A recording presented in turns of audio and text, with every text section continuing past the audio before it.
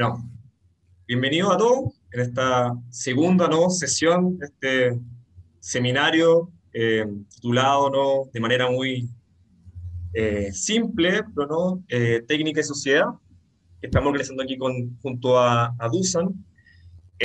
Como ustedes ya saben, ¿no?, lo vimos en la primera sesión, el objetivo del seminario, el objetivo general, más bien del seminario, ¿no?, es repensar, ¿no?, reflexionar en torno a la relación eh, dentro de la teoría social, del pensamiento filosófico, ¿no?, en relación a la tecnología, y específicamente no a las nuevas tecnologías.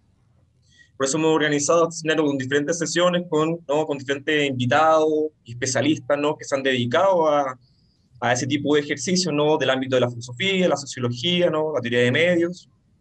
Eh, bueno, y eso entonces hemos organizado este año. Recordarles también que el seminario no es posible, ¿no?, como una actividad que es realizada, ¿no?, a propósito del proyecto Fundesit de Daniel Cherny, ¿no?, el director de nuestro doctorado, ¿no?, que se titula, ¿no?, La autonomía y la secularización de la modernidad, ¿no?, un estudio de filosofía sociológica, perdón, de filosofía sociológica, ¿no?, y está apoyado por el doctorado en proceso de instituciones políticas de la Universidad Adolfo Ibáñez.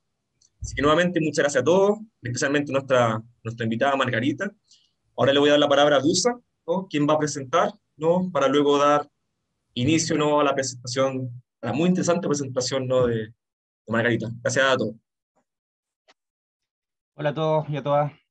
Bueno, yo quisiera, al igual que Rodrigo, agradecer la presencia de Margarita Martínez en esta segunda sesión de nuestro seminario. Margarita es licenciada en Ciencias de la Comunicación de la Universidad de Buenos Aires, magíster en Literatura Española y Latinoamericana en París 10 y doctora en Ciencias Sociales de la Universidad de Buenos Aires. Docente e investigadora de la misma universidad y forma parte del grupo editorial de la revista Artefacto, Pensamiento sobre la Técnica. Su trabajo, recientes sus líneas de investigación, se han centrado en estudiar la tecnología, los efectos de las nuevas tecnologías sobre la subjetividad contemporánea y sobre las transformaciones urbanas, principalmente.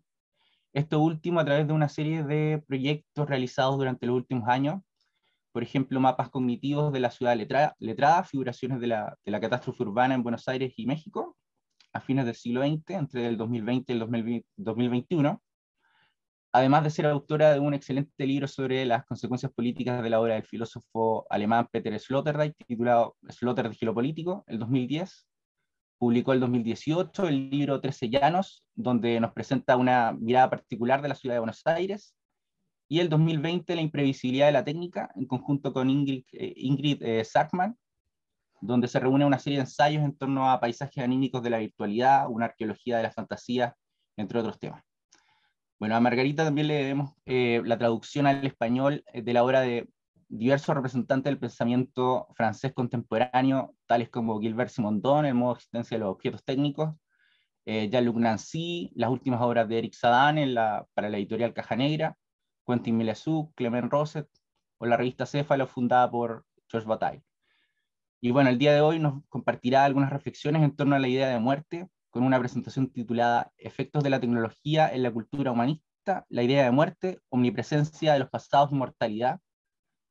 Y bueno, queremos conocer un poco más acerca de esta intrigante propuesta, este intrigante título.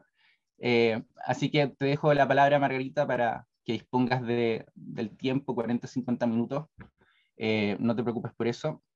Y posteriormente dar la palabra al resto y generar una conversación en base a estas ideas. Bien, bueno, muchísimas gracias, Dusan, Rodrigo, por la invitación al seminario Técnica y Sociedad.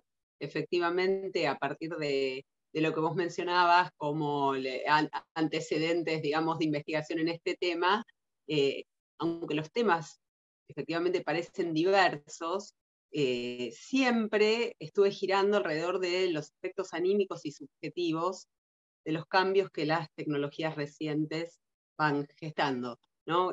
Cómo nos vinculamos, cómo seguimos siendo humanos, desde dónde, ¿no? Si lo humano está en entredicho, sí o no, algo de lo que podemos hablar después, el poshumanismo, el transhumanismo y una serie de términos que aparecen en los últimos años, son las últimas décadas, para calificar un nuevo estadio de lo subjetivo.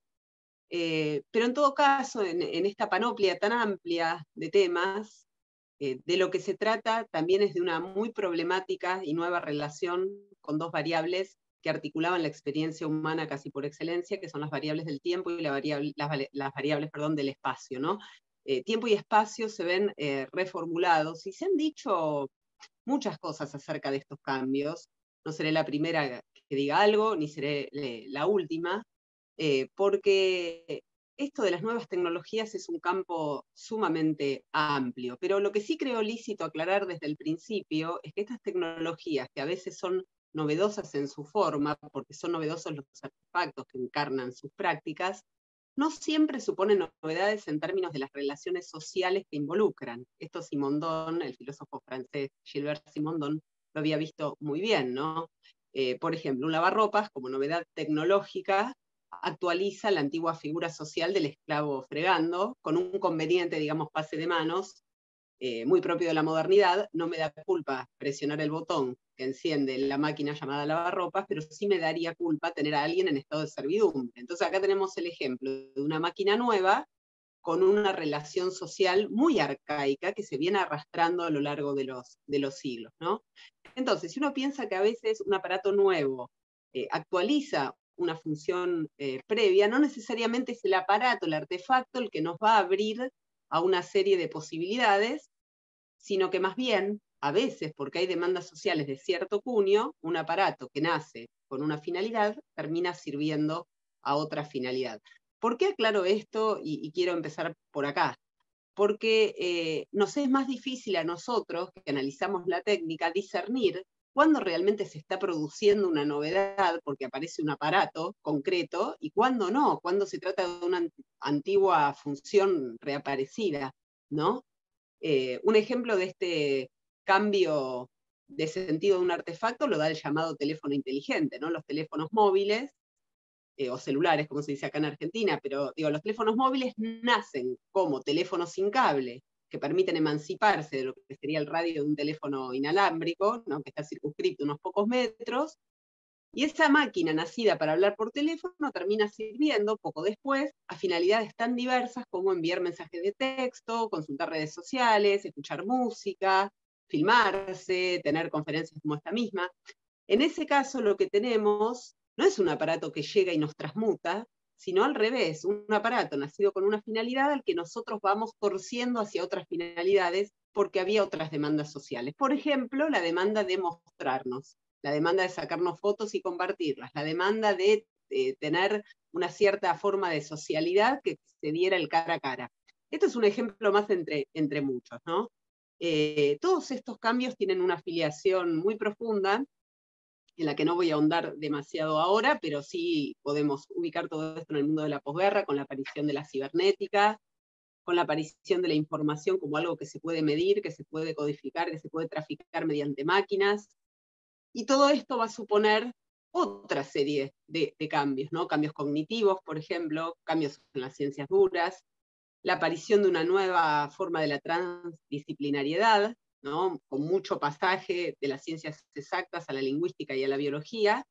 Y también esto se acompaña de un quiebre que hoy nos parece bastante definitivo, en verdad, de los pares polares, los pares antitéticos, con los cuales la modernidad nos había enseñado a pensar el mundo. Por ejemplo, activo-pasivo, sujeto-objeto, amo-esclavo, verdadero-falso, animado-inanimado.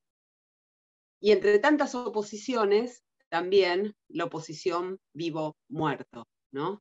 Para poner un ejemplo de cómo esta oposición se disloca, hasta hace poco tiempo sabíamos con claridad qué era estar vivo y qué era estar muerto, y sabíamos que el tránsito de un estado al otro duraba poco. Aun si eran semanas, era muy poco en términos de lo que es la larga vida, ¿verdad? Uno pasaba de la vida a la muerte en minutos, en instantes, a veces en días, a veces en semanas, muy excepcionalmente. Y nosotros hoy podemos tener a un individuo en estado vegetativo conectado a un respirador años, ¿no? Pero ¿está vivo o muerto? Efectivamente, esa pareja dicotómica, vida-muerte, no me permite pensar con facilidad esta nueva dimensión de lo real, porque si supiésemos con claridad si esa persona está viva o está muerta, no sería tan difícil decidir, por ejemplo, una desconexión de los artefactos. Ahora bien, ese tercer estado que aparece entre la vida y la muerte fue hecho posible por la técnica.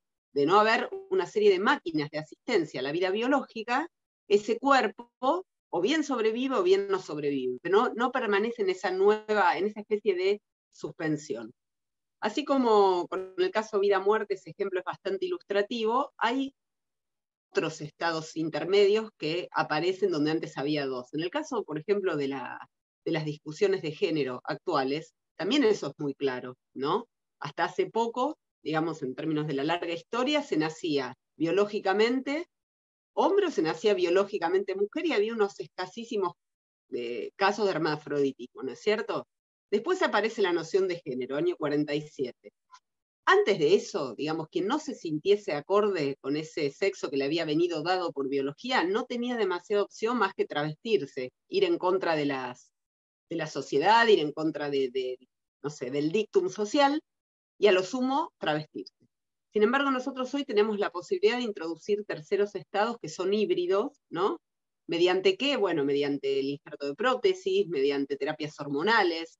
Ahora, esos terceros estados, todos los transgéneros, son hijos de la técnica, en cierta forma, ¿no? Sin la técnica quirúrgica, sin la terapia hormonal, sin la protésica, todo esto no podría abrirse del modo en que lo estamos abriendo hoy. Entonces, justamente ahí está lo inquietante de las nuevas formas técnicas, que nos obligan a romper estos pares organizados en oposición, en donde siempre había dos términos. Pero ahora quiero volver a la discusión acerca de lo vivo y lo muerto, que nos obliga antes a visitar otra oposición, que es la oposición presente-pasado, una oposición que tiene una larga historia en la filosofía occidental. ¿Qué vemos hoy en día? ¿O a qué nos enfrentamos? Bueno, entre otras cosas, y salgo un poco de la vida y la muerte, sino en general respecto del presente y del pasado, vemos que aparece una suerte de pasado dilatado y una relación con ese pasado problemática, ¿no? Todo el tiempo estamos recurriendo al pasado, tenemos como una voluntad de actualizar el pasado y juzgarlo de acuerdo con nuestras propias categorías. Tenemos también la voluntad de evocarlo a veces e incluso pretendemos investirnos de pasado, ¿no? Todo eso en el marco de un futuro que se vislumbra como catastrófico, ¿no? Fíjense que la ciencia ficción no está haciendo grandes anticipaciones en términos cronológicos. Cada vez más esas ficciones apelan a escenarios que son bastante cercanos o bastante inmediatos respecto del presente. No sé cuántas novelas tenemos que tematicen lo que va a ocurrir en el 2500, por ejemplo. Es raro, cada vez aparecen más ficciones en donde la técnica tiene un rol nodal, pero que están situadas a pocos años o a pocas décadas de nuestro presente. Con el escenario de la pandemia, además, eso se torsionó de un modo violento porque cualquier escenario de catástrofe, no la catástrofe por venir porque siempre estábamos amenazados por alguna, pasó a tener una tesitura palpable, ¿no? Por eso decía el otro día con unos compañeros en una discusión hablando de la pandemia, que la pandemia nos habituó a una idea que es la catástrofe siendo, ya no la catástrofe que va a ser o que pasó, sino que está siendo y no termina, y se sostiene y sigue y dura. Ahora bien, en estos escenarios como el nuestro, la catástrofe siendo, por ejemplo, nos revela algo que ya estaba aconteciendo en un sentido, ¿no? Todo esto de la virtualización que tantos debates ha suscitado, la cuestión de las clases virtuales, la virtualización de la vida, todo eso, en verdad, ya tenía sus dispositivos técnicos preparados para que en algún momento la realidad se ajustara, se amoldara o exigiera su uso, ¿no? Por eso digo, antes de llegar a la mortalidad, podemos pensar un poco acerca de lo que serían nuestros espectros más cotidianos, ¿no? Nuestra relación con otros que están lejos en el espacio, ¿cómo no pueden llegar a habilitarnos eventualmente la relación con otros que están lejos en el tiempo? Por ejemplo, en el pasado, porque esa persona desapareció y ya no puedo tener un contacto en tiempo presente, ¿no? La lejanía en el espacio y la lejanía en el tiempo también empiezan a confundirse de un modo en el que nunca antes se habían confundido. Hay autores, por supuesto, que se ocuparon de esto antes de la pandemia. Por ejemplo, Mark Fisher, que recién comentábamos con Dusan hace unos minutos, en su obra Realismo Capitalista o en Los Fantasmas de mi vida.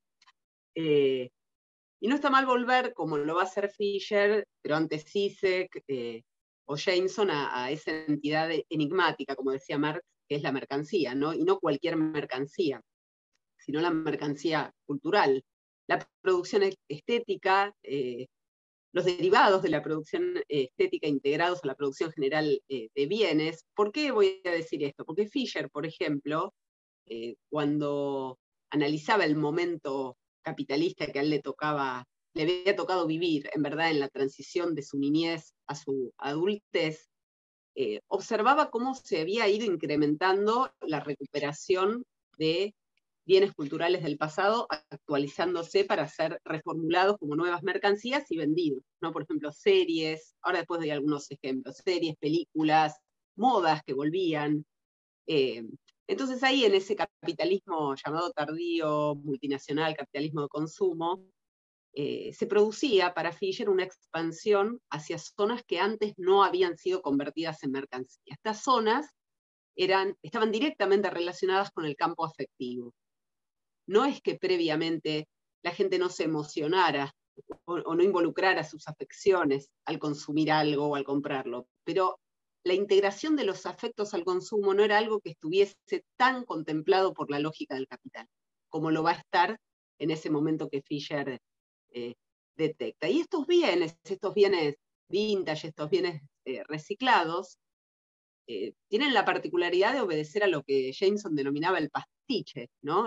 Es un simulacro nuevo construido en base a rasgos estilísticos de otros momentos históricos, y difuminan también estos productos la antigua frontera entre alta cultura y cultura popular, por eso pueden circular en todas las capas sociales.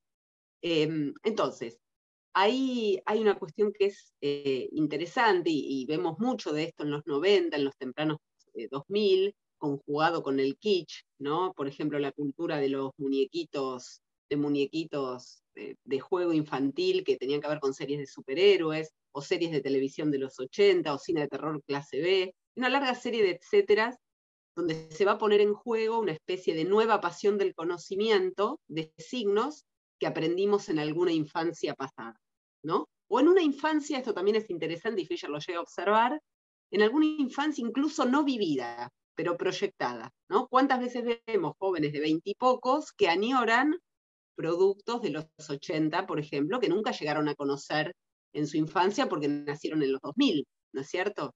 Esto es algo también recurrente. Entonces acá, para pensar el pasado y nuestra apropiación del pasado, también tenemos que pensar cómo son los lugares en los cuales emplazamos esos bienes, y sin demorarme en esto ahora, porque lo he hecho en otros trabajos, tenemos que tener en cuenta qué significa el reciclaje de antiguas estructuras industriales para hacer de esas estructuras, por ejemplo, lugares de arte, o museos, o lugares de exhibición, de muestras variopintas, ¿no? Sentimos que el pasado se volvió mercancía, ¿no? Y es como si la arquitectura ultracontemporánea hiciera lo mismo que la pátina nostálgica que le ponemos a estos bienes, que es volver todo el tiempo al pasado, imitando estilos perdidos, estilos clausurados, o recurriendo a lo que Fisher llamaba el museo imaginario de una cultura global. Tenemos ya un museo imaginario de estilos y tópicos. Todo el tiempo vamos a brevar a ese museo. Para eso tenemos que ser duchos, muy dúctiles en un arte que es el arte de la intertextualidad y el arte de la cita. ¿Quién nos enseña eso? ¿Cómo lo aprendemos? Precisamente las redes sociales. Todo el tiempo estamos ejercitando eso, ¿no? La cita y la intertextualidad respecto del pasado. Es lo que Jameson llamaba una profundidad pseudohistórica y Mark Fisher va a llamar de lenta cancelación del futuro. Y hay una frase de Fisher que la han leído con toda seguridad, dice en un momento dado: esto no es ningún lugar y es para siempre, ¿no? Esa es un poco la sensación que tenemos en nuestro presente del presente. Quienes vivimos en este tiempo, a la vez, al sentir que el capital se expande hacia zonas que todavía antes no habían sido convertidas en mercancías, sentimos que el mundo se desprovee, se pierde un cierto sustrato de autenticidad. Por eso el tenor de la experiencia vivida se siente como licuado, se siente como diluido, se siente como rebajado, ¿no? Parece que estuviésemos viviendo un presente fuera del tiempo, ¿no? Que bajo la modalidad, como decíamos, de la cita y el vintage y demás, todo el tiempo está remitiendo a una especie de era donde no hay tiempo, ¿no? Como una especie de mundo perdido que ya no sabríamos dónde está. Una era implícita sin tiempo, va a decir Fisher, unos eternos años 60, o eternos años 70, o eternos años 80, ¿no? Y al mismo tiempo esa catástrofe futura amenazando siempre, o la catástrofe siendo. La pregunta que Fisher se hacía es, ¿qué había pasado en ese momento, en esos añorados 60, 70 u 80? ¿No? ¿Cuál es el mundo perdido hacia el cual remitía la nostalgia? ¿Qué pasa con el tiempo? ¿Qué pasa con el pasado? ¿Qué pasa con la añoranza? Pero también, ¿qué pasa con nuestra juventud? ¿No? Entonces, la juventud va a ser uno de los tópicos que nos va a permitir ahora ir haciendo lentamente el giro hacia la cuestión de la inmortalidad y de la supervivencia de quienes se han ido en estos perfiles tan problemáticos, tan incómodos, que son aquellos, o bien que son abandonados directamente porque su usuario muere y nadie lo gestiona, o bien gestionados por amigos, descendientes, parientes. Esto lo veremos en algunos minutos. En primera instancia, para lo vivo y lo muerto, no quisiéramos que nuestra juventud muriera nunca. Esto es un largo anhelo humano, no es nada que vengamos a descubrir nosotros, ¿no? Fisher tiene algo, también una intuición teórica muy buena, que es la recuperación del término ontología, que él va a tomar de Derrida, ¿no? Y define la ontología como la agencia de lo virtual, entendiendo el espectro, no como algo sobrenatural, sino como aquello que actúa sin existir físicamente. Creo que esta noción de lo ontológico o del espectro es la que nos puede acompañar para pensar este asunto de la muerte en los espacios virtuales. Fisher también asociaba la ontología a lo que denominaba la era de la teletecnodiscursividad, ¿no? Y decía, bueno, efectivamente esto también es consecuencia de la crisis del espacio. Los artistas que él pensaba, Fisher, como ontológicos, no solamente parecían envueltos en una pátina nostálgico-melancólica, sino que también se preocupaban por los modos en los cuales la tecnología materializaba la memoria. Y acá no olvidemos que la tecnología, la web primero, pero después tenemos formatos múltiples, que no es solo la navegación por Internet, la tecnología nos ofrece novedosísimas, diríamos, capacidades de archivo y acopio, ¿no? De ahí la idea de Fisher del Museo de la Cultura Global. Tenemos prácticamente todo archivado, lo que sea conocido de lo humano, ¿no? Incluso sabemos, podemos visitar museos y movernos del escritorio haciendo visitas virtuales, donde vemos las obras de todos los tiempos, con explicaciones de todo orden, pero así como aplicamos un código QR cuando nos sentamos en un bar y queremos saber qué vamos a consumir, o aplicamos un código QR ante una obra de arte en un museo para que aparezca una explicación acerca de qué es esa obra, qué significa, de qué momento de la historia es. ¿Cómo nos sentiríamos si fuésemos a un cementerio y las lápidas tuvieran un código QR en donde leyendo con un celular pudiésemos enterarnos quién es el muerto, cuáles son sus perfiles, o incluso pudiésemos ver fotos de ese muerto cuando no lo estaba y escuchar grabaciones donde hablase de algo y escuchásemos la voz? ¿Qué tipo de efecto subjetivo nos produciría esto? ¿No? Y acá creo es donde estas cosas que parecen ficción o que ya están siendo experimentadas en algunos espacios analíticos, se vuelven ciertamente muy, muy inquietantes. Yo pensaba justamente que este halo fantasmático en el sentido de lo ontológico ya empieza a envolvernos en casi todos los aspectos de nuestra vida, ¿no? Y nos empieza a envolver a nosotros mismos, todavía vivos, todavía creyendo que vivimos un presente, como futuros fantasmas.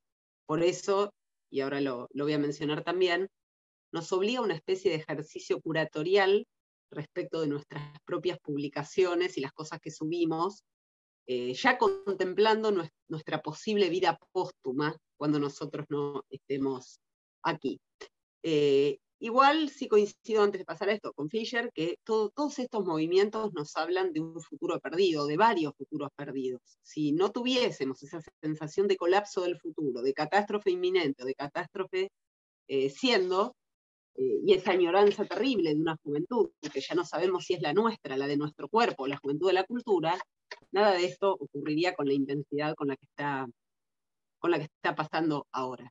Es cierto que los futuros perdidos nos llegan a través de objetos enigmáticos, como diría Marx, como lo es toda mercancía, que descubrimos en su abandono mismo, ¿no? Restos de maquinaria, por ejemplo, vestigios de líneas de montaje, fósiles de la era del hierro, pero en suma estamos consumiendo pasado como nunca antes lo habíamos hecho. Y no solamente estamos consumiendo el pasado de la cultura, estamos consumiendo el pasado de nuestra propia vida.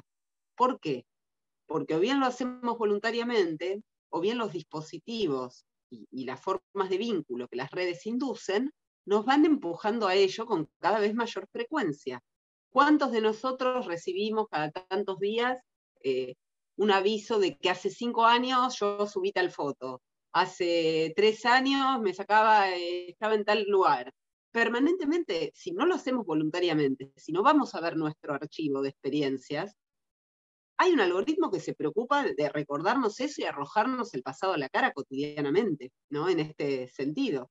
De hecho, mucha gente se siente a veces incómoda con algunos contactos que va adquiriendo en redes sociales, porque son personas que estaban presentes en otro momento de la vida y uno no necesariamente tiene ganas de que el pasado le salte a la cara, ¿no? Uno dice, bueno, este compañerito de cuando tenía 3 años, mejor que quede en el pasado, no sé si quiero tener un vínculo hoy, ¿no es cierto? Quizás sí, bueno, pero tal vez no. Entonces eso de que el pasado nos salte a la yugular permanentemente, de distintas maneras y pasados sumamente problemáticos, nos pone en una cornisa muy particular, ¿no? Y ahí quiero volver a estos terceros estados que induce la técnica, justamente los situados entre la vida y la muerte. Pensemos que si había un corte, si había una cesura, ¿no? Posible en la historia relacional con otra persona, ese corte era la muerte, ¿no? Y acá me remito a autores que han pensado el problema de la muerte a lo largo de la larga historia, como Philippe Ariès o como Vladimir Yankelevich, que son clásicos, ¿no? Son autores clásicos que han pensado la muerte. Y bueno, por ejemplo, Ariès nos va contando cómo la muerte, la idea de la muerte va mutando desde la Edad Media a la modernidad, cómo la muerte pública medieval, rodeado de gente diversa, no necesariamente muy cercana, incluso de niños, va mutando una muerte más privada, ¿no? Una muerte que tenía lugar en la temprana modernidad, dentro de la casa, si era posible, no todavía en el hospital, como va a ser después. La muerte y el vivo, digamos, tenían una relación de intimidad, de familiaridad, ¿no? De cercanía. Esto no quiere decir que a la gente le gustara ese momento de cercanía, pero la muerte era una presencia muy cercana, muy cercana. Distinto es nuestro presente. Esto Ariès lo marca con claridad, es decir, nos da miedo la muerte, la evadimos, y como si esto no fuera suficiente, queremos cuestionar su carácter definitivo, ¿no? Incluso el mundo de los muertos, ¿no? Era un mundo que estaba alejado del mundo de los vivos. La muerte era tan cercana y tan familiar que una vez que la persona moría, se lo alojaba en una necrópolis alejada de las ciudades, ¿no? Y después la muerte quedaba constreñida, ¿no? A ese espacio del cementerio, al espacio de la necrópolis. Y la visita a la tumba tenía un peso simbólico muy particular, ¿no? Uno no iba todo el tiempo a un cementerio, y menos que menos, no como paseo histórico, sino menos que menos a ver la tumba de alguna persona que había sido cercana. Pero la muerte, con todo este peso, con toda esta gravedad y con toda esta cercanía a la vez, era un lugar simbólico de enorme conciencia de uno mismo. ¿Por qué? Porque juntaba 3 categorías que antes estaban más despegadas.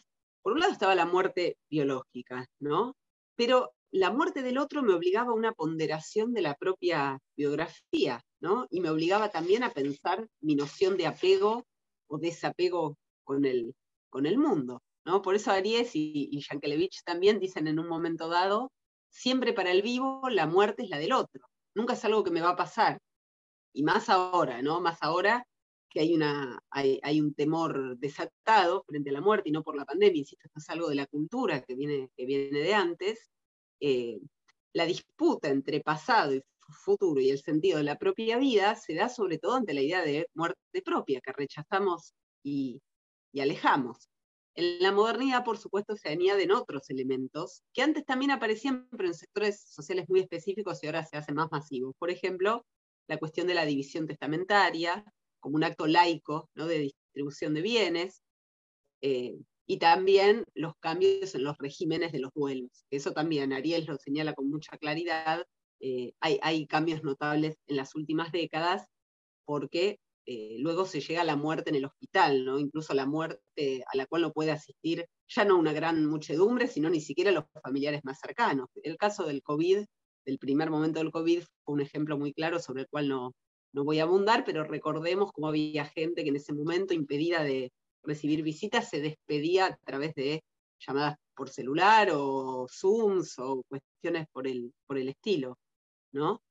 Y Aries va a decir, Aries que por supuesto no vio lo del COVID, va a decir que los sobrevivientes aceptan con cada vez mayor dificultad hasta la muerte, hasta llegar a un fenómeno casi inaudito, que la muerte se convierte en algo vergonzoso y en algo que hay que censurar, al punto que el entorno de un moribundo, si puede, tenderá a protegerlo ocultándole la gravedad de su estado, ¿no? Esto es sumamente interesante. Es como si la verdad acerca de una muerte cercana comenzase a producir molestas controversias, ¿no? Y esto ocurre encima en una era como la nuestra, que levanta la verdad como un estandarte, ¿no? Y la transparencia como un dictum. Bueno, esto se va a precipitar a mediados del siglo XX hasta que se llega a esta muerte en hospitales, a solas, sin rituales. En muchos casos, el individuo hace rato que perdió la conciencia, la emoción se convierte en algo que se restringe al espacio personal. Aries dice también la cremación se va volviendo el modo más elegido estadísticamente de sepultura, ¿no? O sea, una sepultura pero ahora de ceniza, ya no una sepultura de un cuerpo que se va a corromper. Y ahí la muerte adquiriría una cierta forma tabú. Yankelevich también lo detecta. Ahí sí creo que en el marco de una muerte que entró en el espacio del tabú, se entienden mucho mejor algunos procesos actuales que tienen que ver con la técnica y con la muerte, y que llevan un título, estos procesos, que es interesante, ¿no? Hay especialistas de esto, ahora voy a nombrar algunos, en Italia particularmente. Y es interesante que haya aparecido este campo de la tanatotecnología, porque todavía en tiempos en que Aries escribía su clásico libro sobre la muerte, decía Aries que las disciplinas sociales hacían un extraño silencio ante este tema. Y creo que ahora ese silencio se está levantando, se empieza a hablar de estas cuestiones. Ya no se trata solamente de llegar a una forma de vida aceptable y después tener una forma de muerte aceptable, sino que ahora se empieza a tocar, se empieza a dialogar y se empieza a analizar aquello que forma parte del tabú.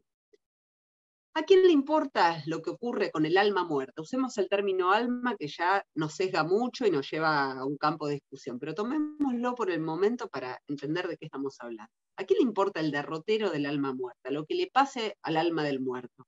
Y básicamente a los sobrevivientes, ¿no? Pero no en tanto que concernidos por el futuro, o sea, habrá ido al cielo o habrá ido al infierno, no tanto desde ahí, sino por la preservación de la memoria. ¿Qué va a ocurrir con con todo esto que la persona fue ahora que no está? Entonces acá es donde nos introducimos en el problema técnico y en la función de archivo. Y acá es donde quiero mencionar justamente a este investigador italiano, este filósofo italiano llamado Davide Sisto, que pertenece a estas corrientes de investigación que denominábamos tanatecnológicas, ¿no? Que piensa justamente cómo se produce el tamiz, cómo se tamiza el fenómeno muerte en estos nuevos espacios. O sea, estudia la tanatología tradicionalmente entendida, pero poniéndola en relación con los espacios digitales, ¿no? No va a pensar tanto, se lo piensan otros autores, la intervención tecnológica del cuerpo en la medicina, por ejemplo. Sisto no se va a preocupar por ver qué le ocurre al cuerpo en estado vegetativo, que está conectado a un respirador. Eso no es lo que él investiga. Él investiga más bien qué es lo que ocurre con la identidad en la virtualidad cuando alguien que estaba vivo desaparece, ¿no? Y por eso digo que acá pensar en lo poshumano, en lo transhumano o en lo tanato-tecnológico supone perspectivas distintas, ¿no? Como ustedes saben, el poshumanismo más bien lo que está postulando es la necesidad de llegar a una nueva definición de ser humano, en tanto que la que se manejaba, al menos en el occidente conceptual, ya es insuficiente ante la era de la técnica actual. La perspectiva transhumanista más bien está buscando, y no ha tenido ningún éxito hasta el momento, ver si en algún momento puede ser posible eventualmente migrar lo que un individuo es a una suerte de nube, de modo tal que si la carne desaparece y se corrompe, se preserve lo que es ese ser en tanto que experiencia. Esas son dos cosas diferentes de esto de este asunto de la tanatotecnología, porque acá más bien de lo que se trata de ver es qué pasa con esos espacios, llamémoslo muertos, porque han muerto sus dueños, de las redes, cuando los gestores de esos espacios han desaparecido, y qué pasa con esos fantasmas, que son los perfiles cuyos usuarios ya no están, ¿no? Y también, si esto estudia qué efectos producen estas reapariciones virtuales en los afectos cercanos de las personas del desaparecido, ¿no? Y qué políticas hay, por ejemplo, respecto de esto. ¿Qué políticas hay para la desactivación de cuentas? Si funciona o no funciona el rol de heredero testamentario de una cuenta y la voluntad testamentaria en lo digital, ¿no? Es un nuevo campo imprevisible al que las redes nos enfrentan en los últimos años. Cuando digo lo de la cuestión de la voluntad testamentaria en lo digital, en un momento dado, hasta donde tengo entendido Facebook todavía no lo aplicó, había habido una propuesta para que cada usuario de Facebook pudiera elegir un sucesor testamentario por si le ocurría algo imprevisto, por supuesto, ¿no? Y entonces ese heredero testamentario iba a poder, una vez denunciada la desaparición del usuario del perfil, iba a poder manejarlo, pero no iba a poder acceder a todo. No es simplemente que se le entregaba el perfil del desaparecido a su heredero, sino que se le entregaba una parte. Iba a poder gestionar publicaciones, iba a poder gestionar justamente las fotos y los recuerdos, pero no iba a poder, por ejemplo, leer los mensajes privados que el ahora muerto hubiese tenido en vida con terceros, ¿no? Como si hubiese también una sensación de que había una intimidad a preservar dentro de lo que es el espacio de un perfil. Entonces, yo lego mi perfil, pero aquel que lo hereda no puede ver todos los mensajes que yo estuve intercambiando todo el tiempo con otros, privados al menos. Sí puede ver mensajes públicos, sí puede gestionar mis imágenes, etc. Cuando Sisto piensa esto, dice, bueno, no tenemos que olvidar que más allá de lo que nosotros subimos voluntariamente a los perfiles, nuestros sistemas técnicos, los dispositivos electrónicos en general, y particularmente los teléfonos inteligentes, se ocupan desde hace mucho más años que los que quisiéramos suponer de actuar como esponjas de nuestras conductas, ¿no? Y la noción de permanencia, dice Sisto, va a cambiar en la medida en que este registro nos excede en nuestra voluntad, ¿no? Porque somos entes vivientes que emitimos señales todo el tiempo, y porque estos dispositivos las acopian, y como las acopian después hacen publicidades a nuestra medida, eso también, y nos convierten en consumidores, ese registro se nos va de las manos. Ya no es solamente lo que nosotros guardamos a voluntad, lo que se sabe de nosotros y lo que hay de nosotros en este mundo digital. Por eso Sisto va a recuperar un neologismo que es, en lugar de online, utiliza la expresión on life. Se usa la toma de algunos investigadores ingleses, ¿no? Para decir, bueno, tener presencia en la red, en la web, no es estar online, es estar on life desde el momento en el que quien no está presente básicamente pierde su existencia social en este momento. Quien se niega sistemáticamente a tener perfiles, a tener cuentas de mail, a tener cualquiera de estos elementos, si lo hace realmente sistemáticamente, va a ver mutilada gran parte de su vida social, muy real y muy concreta, ¿no? Como decía Debord, lo que no se ve no existe, ¿no? Prácticamente. Y ahí va a decir, bueno, está bien, estos espacios tecnológicos se han convertido en especies de moradas. ¿Qué ocurre con estas moradas en un momento de crisis social o de la catástrofe siendo? Y ahí analiza lugares como My Death Space, que era una red, digamos, que facilitaba que se incluyera ya en cada página personal de alguien que había muerto una especie de enlace de hipertexto al perfil de Facebook del fallecido, que incluía audios, filmaciones, un poco esto que yo les decía del código QR, pero sin código QR todavía, ¿no? Lo que permitía, digamos, que alguien que recorriera esa red, My Death Space, pudiera sumergirse así en la vida biográfica de aquel fallecido y hacer una especie de viaje literario hacia atrás, ¿no? Del momento de la muerte hacia el pasado. Pero este espacio es uno de los muchos de la dimensión on-life que se centran en las narrativas digitales de la muerte y del duelo. Por eso no está de más pensar cuánta memoria física, cuánto hardware, cuántas bases de datos, ¿no?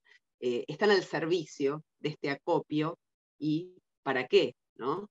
Porque yo pensaba esto, y ahora lo voy a mencionar en breve. ¿Qué ocurriría, dado que las redes, ciertas aplicaciones y las redes son espacios públicos de propiedad privada, ¿no? ¿Qué pasaría si de pronto, cuando alguien muere, esa red, Facebook, estoy diciendo Facebook mucho, pero podría ser Twitter, podría ser Instagram, podría ser cualquiera, ¿no? Decidiese que para aquellos que han muerto se va a cobrar una suerte de tasa o de abono para sostenerle la memoria social ante los vivos, como si fuese el cuidador del cementerio, ¿no? Ustedes saben que en los cementerios habitualmente quienes cuidan las tumbas, o la estructura estatal, si es estatal del cementerio, si no es privado, obvio, y si es estatal también, cobran un pequeño abono. ¿Qué ocurriría si alguien hiciese lo mismo con nuestra memoria virtual? Si apareciese una cuota para sostener la imagen de aquello que fuimos cuando ya no estamos. Eso también es inquietante. Y también es cierto, y si esto lo recuerda, que todos estos extraños procesos que involucran la tecnología se enlazan con otros movimientos también en curso socialmente hoy, como los movimientos llamados de educación para la muerte, que son grupos que enseñan a morir. Y ahora sí, fuera de las redes, digo, ¿no? Que enseñan a morir en cualquier circunstancia en la cual no solo gente que por ahí sienta que tiene una muerte cercana por algún caso singular, sino en general, ¿no? Alguien que nos enseñe cómo morir. Bien, es inquietante, y ahí aparecen algunas figuras como las dulas, las famosas dulas de la muerte, que son como el equivalente a las dulas que aparecen en los nacimientos cuando se gestó todo el movimiento de partos llamados humanizados. En cada lugar estos partos tienen nombres distintos, pero ustedes saben que cuando aparecen estas corrientes que empujan a los partos fuera de los hospitales, en circunstancias más naturales, digo entre comillas, o menos tecnificadas, aparecen estas figuras de las dulas, se llaman así, que reciclan una figura griega. La dula era una acompañante, no era una comadrona exactamente, era generalmente una mujer que acompañaba en los partos, no era una asistente médica exactamente, era como una especie de acompañante espiritual para un proceso físico, ¿verdad? Bueno, así como hay dulas para los nacimientos, empiezan a aparecer las dulas de la muerte, acompañantes para el momento de morir. Esto es sumamente también interesante. Y después hay otras cuestiones, sí, ahora habilitadas con la pandemia, como estas entrevistas de último momento, sostenidas a través de un teléfono, o bien funerales por streaming, una serie de cosas que nos hubieran parecido inverosímiles hace nada más 3 o 4 años, ¿no? Y que las hemos visto hace 2 años con mucha presencia. Ahora, ¿estos serían avances técnicos? Lo que estoy describiendo son avances técnicos, no necesariamente, porque los elementos técnicos involucrados datan de hace mucho tiempo. Lo que ha cambiado es la conducta social. Acá no tenemos un aparato nuevo que nos permite tener una comunicación mediúmnica, no. Aparece un avance, no en el artefacto, sino en lo que se llama la intensificación de la presencia psicológica de unos sobre otros, ¿no? Si los muertos se caracterizaban por dejarnos afuera de su mundo, porque nuestra relación con ellos se cortaba al morir, La tecnología se está proponiendo en este momento lo que siempre se propusieron otras instancias, como las religiosas o como las mágicas, pero ahora lográndolo de un modo inédito y de un modo mucho más pregnante. Es decir, ¿qué cosa? El deseo de sostener un vínculo con alguien que ha desaparecido, ¿no? Todo esto partiendo de la idea de que hay una integración con lo tecnológico que puede incluso salvar la distancia entre estar vivo y estar muerto, explotando qué cosa? La disyuntiva, dirás, Sisto, entre la presencia y la localización. Y esto también explota como fenómeno el hecho de que nosotros ya tenemos en nuestro ejercicio habitual tecnológico, tenemos un uso corrido de múltiples identidades, ¿no? Y tenemos una carne digital que no es exactamente la carne de nuestro cuerpo. Por supuesto, no vale que nos ilusionemos demasiado acerca del carácter eterno de las informaciones que subimos a la red, ahora para pensar la inmortalidad, ¿no?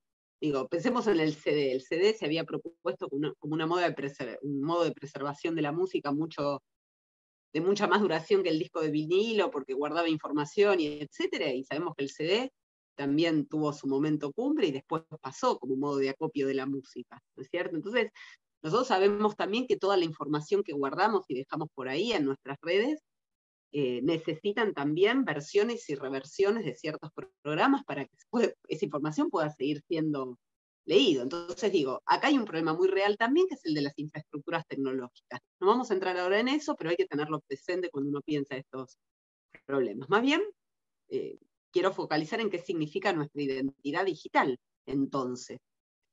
A lo largo de la historia, la identidad de alguien era aquello que permanecía incluso si la persona cambiaba, ¿no? Incluso si envejezco, si mi cuerpo cambia, no pierdo mi identidad, sigo siendo yo, ¿no es cierto? Entonces, lo que sí pasaba para cualquiera es que nuestras múltiples identidades sucesivas en el tiempo, mi yo joven, mi yo temprano adulto, mi yo adulto mayor, mi yo anciano, todos esos yoes, digamos, no podían ocupar el mismo lugar en el espacio y en el tiempo, eran sucesivos justamente. En cambio, la dimensión de la vida, o la fusión entre la vida online y online, nos presenta una identidad propia sometida a una especie de proceso de multiplicación de las identidades digitales que ahora pueden coexistir. Mi yo joven, mi yo temprano adulto, mi yo adulto mayor y mi yo anciano podrían coexistir ante la vista de todos mis contactos e ir cambiando todo el tiempo como las cartas de una baraja, ¿no? Podría saltarles a mis conocidos una foto de hace 25 años en donde yo estaba en una escena y mañana otra de hace 5 años donde estaba en una radicalmente diferente. Y es cierto, mi identidad parece que es la misma, soy el mismo, y sin embargo, este solapamiento ya disloca la idea de identidad. Es como si hubiese una confusión entre flujos de datos, archivos y presente. Y esto va a redundar en una especie de carácter mortuorio de toda la información que manejamos, que subimos, que consumimos. Y por eso más bien uno puede pensar que vivimos haciendo exhumaciones de aquello que fuimos, ¿no? Y una exhumación muy literal, no metafórica o metafísica, ¿no? Como cuando actualizo un recuerdo que una red me tira ahí para que yo comparta, que hace 5 años estaba haciendo tal cosa, tal otra. Son como exhumaciones de mi vida, a voluntad y que hago por sugerencia del algoritmo. Entonces, es conjeturable también, dado que lo digital se asocia como una especie de formol, por más que no sea así, ¿no? Como si fuera un formol. La información nos parece que es indestructible y nos parece que es permanente. Entonces, que nuestros pasados están ahí conservados, intactos siempre, ¿no? Entonces, es conjeturable que siendo esto así, quienes cultivan esta vida online con mucho cuidado y se convierten en curadores de sus propias biografías, seleccionen con mucha responsabilidad, ¿no? Los momentos de la propia biografía que van a ser vistos por la posteridad, trabajando un poco en términos de imagen para esa posteridad. Por eso dice Sisto que hay una suerte de vida post-mortem del recuerdo, ¿no?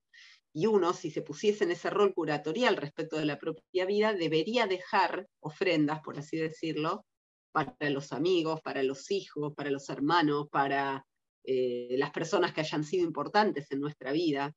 es como si tuviera que haber tributos, no ya de los vivos hacia aquel muerto que se fue, sino del futuro muerto hacia los vivos que lo van a sobrevivir, ¿no? Si yo muriese hoy, ¿cómo se sentiría, supongamos, mi mejor amiga de que no aparezco nunca en una foto con ella? Cuando vayan a ver mi archivo, resulta que esa persona no está. ¿Qué quiere decir? ¿Que no fue importante? No, tengo que contemplar eso. Tengo que tener una foto con ella. Y así sucesivamente. Imagínense esto trasladado ad infinitum, ¿no? Lo que supone. Las redes sociales son un caldo de cultivo ideal para estos procesos porque sus premisas básicas apelan a la reacción emotiva en general y al par empatía-antipatía.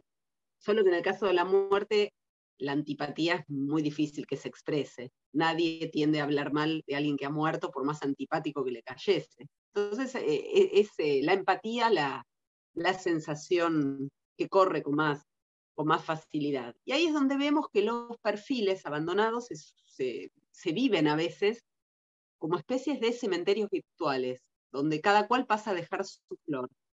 Quizás no conocidos directos, quizás personas que no hubiesen hecho el gesto de ir a visitar la tumba, pero cuesta menos, efectivamente, pasar a hacerlo en un perfil. Entonces, acá hay una cuestión interesante porque el hecho de cultivar un perfil abandonado, el hecho de que alguien responda por la persona que no está, porque conoce la contraseña y asume el mando, el hecho de que a veces aquel que responde, no son la mayor cantidad de los casos, pero hay de estos también, asume la voz del muerto, es decir, un sucesor que tiene acceso a la cuenta de alguien fallecido, cuando postea cosas, las postea como si fuese el usuario original, asume una primera persona. Insisto, no es muy común, pero ocurre. Todo esto inquieta. Y hay también una cosa inquietante, y es que la velocidad de estos procesos en redes excede con mucho la lentitud de los antiguos procesos de duelo, que siguen siendo lentos. Por eso es incómodo, y a todos creo nos habrá pasado, que de pronto una red nos recuerde que hoy es el cumpleaños de alguien y resulta que ese alguien murió, ¿no? Esta es una experiencia que ya está empezando a ocurrir, ¿no? Que este algoritmo actualiza una función básica de la relación social, pero usando un perfil de alguien que ya hace rato que no está. Por eso uno de los primeros problemas que advierte la tanatotecnología es efectivamente que la política del recuerdo de las redes sociales interfiere en las formas de duelo. ¿Qué ocurre con los simulacros? ¿Hay aplicaciones o hay programas que permitan simular el diálogo con alguien fallecido? Empieza a verlas, todavía no son muy usadas. Hay una llamada Luca, que toma el caso de un bielorruso muerto bastante joven, antes de los 30 años, que busca recrear un diálogo posible, pero se hizo más de modo experimental. Ahora, nada nos dice que no haya dentro de poco al alcance de la mano un software cualquiera para que nosotros recreemos en base a las reacciones pasadas de un aspecto ido, diálogos con nosotros mismos, ¿no? Y si esto se pregunta, esto dice, bueno, finalmente morir siempre fue a lo largo de la historia transformarse en una suerte de propia copia. Pero cuando esta transformación ocurre en la web y cuando esto se basa en la vida compartida previamente por esa misma red y en la simulación, ese tercer estado, que ahora vamos a llamar sobrevida digital, no puede eludir problemas fundamentales que tienen que ver con el carácter público o el carácter privado del proceso de duelo. ¿Qué ocurre con esto? Ocurre que la visita a la tumba, como decíamos, suponía también la ficción de un diálogo. Si uno iba a un cementerio, se arrodillaba frente a una lápida y hablaba con el desaparecido, eso también era un diálogo ficcional. También podía haber algo del orden del simulacro ahí, pero en todo caso era algo del orden de lo privado, ¿no? Difícilmente yo me hiciera acompañar a esa escena por alguien. En cambio, todo diálogo con un fallecido en un perfil que es igual de ficticio va a ser público por definición, ¿no? Y por otro lado está esta otra cosa inquietante, que es la reaparición de las fotos y de las cosas, que es una suerte de reproducción ontológica, en el sentido de Fisher, que mencionábamos hace un rato, del muerto, ¿no? Que se convierte como en alguien no muerto porque se sigue presentando y actualizando del mismo modo en que lo hacía en vida. ¿Qué ocurre con eso? Eso desmerece simbólicamente no solamente la localización real del muerto en tanto que muerto, sino la idea misma de la muerte, ¿no? porque finalmente se cae en una suerte de aporía que tendría que ver con esto. Bueno, si yo me estoy comunicando con alguien que está lejos, y todo el tiempo estoy hablando con alguien que vive a 10.000 kilómetros, por ejemplo, ese alguien está lejos. Bueno, quizá quien está muerto está más lejos, sigue estando lejos, está mucho más lejos. Pero yo puedo gestionar ese diálogo en la no presencia de la misma manera que gestiono otros diálogos en la no presencia con gente viva. Una cosa es que analíticamente tengamos muy clara la diferencia entre un vivo y un muerto, y otra cosa es que sensorialmente y en los modos afectivos de la comunicación, esos niveles no empiecen a confundirse, ¿no? Por eso, de alguna forma, estos nuevos terceros estados digitales enturbian el valor simbólico de la muerte. Lo cambian, no vamos a decir que la eliminan, porque no lo eliminan, pero lo cambian y nos obligan a enfrentarnos a nuevas cosas. Entonces, este punto es decisivo para entender cómo y con qué facilidad nos podemos mezclar dentro del espacio tecnológico con huellas comunicables que ha dejado alguien desaparecido, y cómo es que se puede llegar a producir una continuidad entre la comunicación con el simulacro de aquel vivo que vive lejos y el simulacro de alguien muerto que sigue estando lejos, pero mucho más lejos.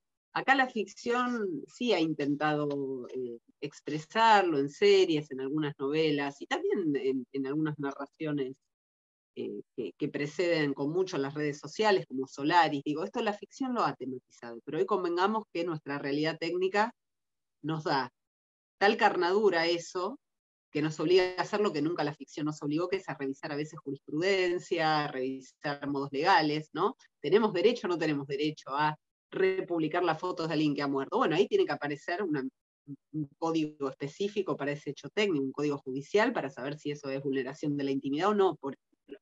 Esto en la ficción, por supuesto, no. Ahora, el problema de la inmortalidad, y por eso decíamos, ¿qué juventud añoramos? Siempre fue el problema de la juventud. Al menos míticamente, y ya voy cerrando con esto. Hay un mito griego, el de Títono y Eos, que lo recuerdo muy sucintamente. Eos era la aurora, se había enamorado de un mortal, Títono, y le pide a Zeus, tenía un solo pedido, le pide a Zeus que su amado Títono se volviera inmortal. Zeus le pregunta si está segura de que quiere eso, ella dice que sí. Perfecto, Zeus le concede el deseo. Lo que Eos se había olvidado de pedir en realidad, cuando hace su pedido, es que fuera, además de inmortal, de juventud eterna, porque entonces lo que le toca a la aurora es ver a su amado ser inmortal, pero envejecer por los siglos de los siglos y de los siglos, ¿no? Y ve cómo se va encogiendo, Títono se va arrugando, encogiendo, hasta que Zeus se apiada de él y lo transforma en una cigarra. A diferencia entonces de los modos de perpetuación que existieron, la técnica hoy nos promete aliar inmortalidad y juventud, porque tiene suficiente acopio de nuestras imágenes juveniles, ¿no? Entonces, estamos en una cultura que niega el dolor, que niega la muerte, que niega el envejecimiento. No nos sorprende entonces, ¿no? Que para esa cultura todos seamos siempre jóvenes, distintos formatos del joven, ¿no? Que eso potencie la idea de que hay una juventud mítica que hay que sostener. Y acá otra cuestión también, para ir cerrando, que también hablaba con Dusan, bueno, Boris Groys tiene en uno de sus últimos libros una mención acerca del, tomándolo esto de los rusos, ¿no? de la práctica del museo, qué tipo de práctica curatorial uno hace respecto de su propio perfil. Creo que esta es una reflexión muy, muy pertinente para pensar estas cuestiones. En suma, entre la intimidad y la publicidad de nuestra vida apareció un tercer estado también, que es la extimidad, que es una intimidad que nace para ser pública, y ahí es donde se habilita este tercer espacio, que es la vida técnica del espíritu ante la ausencia del cuerpo, ¿no? Decíamos exhumación permanente del pasado, pero también incorruptibilidad del cuerpo, incorruptibilidad de las imágenes, intervención incluso de un muerto en diálogos con vivos. Ahí es como que la función de medium pasa a la máquina y aparece efectivamente este extraño tercer estado para quienes se entregan a estas exhumaciones. Y digo esto y ya sí son mis palabras de cierre. ¿Qué ocurre con quienes acceden y quieren voluntariamente hablar con simulacros de muertos? Ahí hay algo muy interesante, porque quienes lo hacen, quienes dicen, bueno, voy a bajar esta aplicación para hablar con X, si tal cosa existiera, ahora son cosas experimentales como les contaban, esos que lo hacen, saben que el muerto está muerto, saben que ese simulacro no es el muerto, saben que el bot no es en verdad el ausente, pero sobreponen la necesidad de autoconsuelo y conservan en algún lugar la esperanza de que en suma el muerto realmente elija expresarse a través de esa aplicación. Como antes se pensaba, por ejemplo, que los espectros podían aparecer en fotografías de escenas donde no habían sido vistos, ¿no? Se saca una foto en esta reunión que divina, y cuando la revelo veo que hay alguien metido ahí en el medio que no estaba en la escena original. Está todavía esa fantasía. La técnica y la magia, en el fondo, nunca terminaron de separarse, ¿no? Bueno, con esto cierro, si queda tiempo para preguntas, intervenciones, comentarios o experiencias que tengan ganas de compartir para problematizar esto que presenté. Muchas gracias, Margarita. Ya, de verdad, muy interesante. Ahora lo que nos gustaría es dar la palabra, ¿no? Quien quiera, como bien decía Margarita, un comentario, pregunta o alguna experiencia con este tipo de situaciones, ¿no? Yo creo que la gran mayoría hemos tenido algún tipo de experiencia con lo que hemos estado, lo que Margarita ha estado conversando. Dusan, tienes la palabra. Sí, hola, muchas gracias, Margarita. A mí me llamó la atención algo en lo que estuve pensando mientras escuchaba tu presentación y está relacionado con el comentario que alcancé a hacerte sobre Boris Groys, sobre su trabajo reciente. Es la posible relación que pudiese existir entre distopía y utopía y distopía, en este caso. Los horizontes utópicos del siglo XX y los distópicos de nuestra época temprana, del siglo XXI, atendiendo alguna de esas vanguardias y algunos de esos horizontes utópicos o versiones utópicas del socialismo. Boris Groys caracteriza esta especie de consecuencia directa de la muerte de Dios o de la secularización, que es reemplazar o sustituir la eternidad del alma por la eternidad del cuerpo.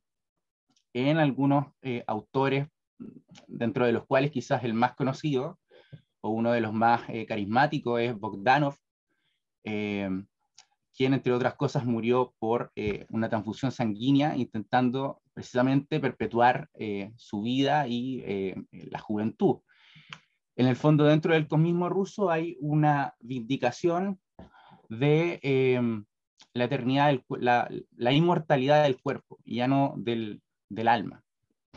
Y lo que yo veo, o lo que uno podría contraponer, quizás, no sé si del todo arbitrariamente, pero es que la época actual, al menos durante las últimas décadas del siglo XXI, podrían caracterizarse, y todos estos fenómenos, estos casos que tú nos has presentado, podrían leerse a la luz de una conferencia muy famosa de Lyotard, que es otro experimento mental, si se quiere, ya no el de la eternidad del cuerpo, sino el de la eternidad del pensamiento sin cuerpo, que es una conferencia que está editada en un libro que se llama Lo Inhumano, en donde se pregunta precisamente acerca de eso, teniendo como única certeza la muerte solar, que en el fondo la certeza de que el sol se va a terminar es algo que está, como podría medirse científicamente,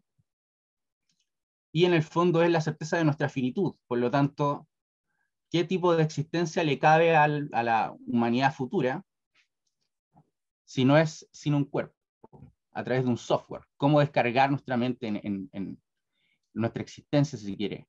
Ahora con un horizonte utópico. Por lo tanto, y básicamente la relación que yo veo, una relación posible, es entre por un lado un pasado utópico con una fuerte raigambre o un arraigo en el cuerpo, propio del siglo XX quizá, y esta época actual, en la cual el horizonte es un horizonte catastrófico y quizás un presente también catastrófico, en donde quizás cabe nuestra única esperanza son las formas o las ideas que puedan ser eventualmente descargados en algo así como un software.